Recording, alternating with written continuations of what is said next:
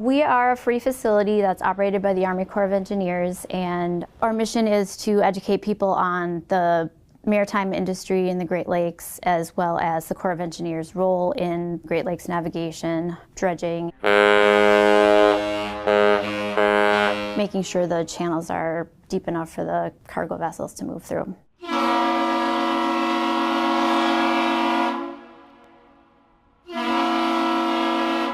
So as a park ranger here at the Visitor Center, what do you hear from visitors in terms of their interest in the history of the Edmund Fitzgerald? It's pretty much the number one thing that we hear asked about, besides like what ship is coming in and where's the bathroom. People are so curious about the Edmund Fitzgerald even 50 years on. This exhibit behind me here is the one that people really come to see. Some people don't even realize that they found the Edmund Fitzgerald, so people wonder about that.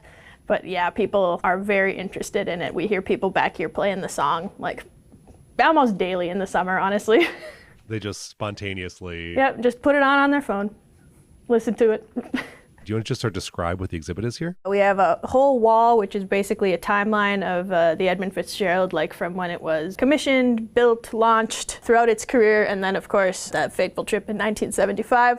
We have a model of what the wreck looks like on the bottom of Lake Superior as it stands, and then we have an interpretive kiosk where you can look at a model of like how the wind shifted that night, like what the storm was like, an interview with the captain of the Arthur M. Anderson, and then a lot of people's favorites, we have some actual artifacts. So we have a flag, we have a life jacket. Those are both from when the ship was like still sailing, and then the life ring we have is one of the few that was found by the Coast Guard during the search the following day. The donor for the life ring, that was donated by the Columbia Steamship Transportation Division, which was part of Ogilvy Norton, which was the owner of the Fitzgerald at the time that it sank. So that's how we got that, and that was one of the items, that was recovered from the wreck.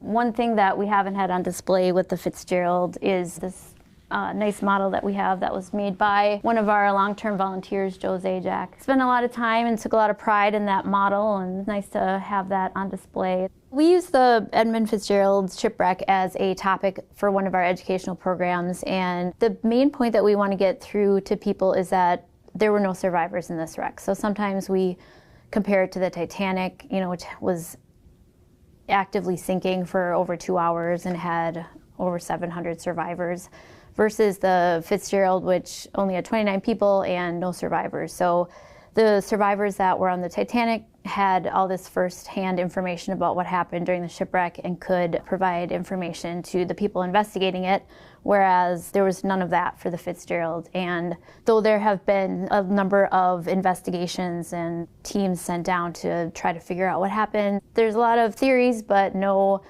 definitive answer as to how they wrecked, or when they broke in half, or all those questions. Since we opened pretty early on, we were one of the kind of first major maritime museums in this neck of the woods, and even on the Great Lakes in general. I can't even imagine what it would have been like, because we had been open for a couple years when the Fitzgerald went down, so they had to scramble and build an exhibit about it, because I'm sure that was all they were getting questions about. Other people are on the Great Lakes when they visit us. A lot of them remember hearing about it on the news, or have some type of either family or community connection to the wreck. So we hear that a lot here, yeah. One thing that I don't know if enough people realize is how powerful water can be.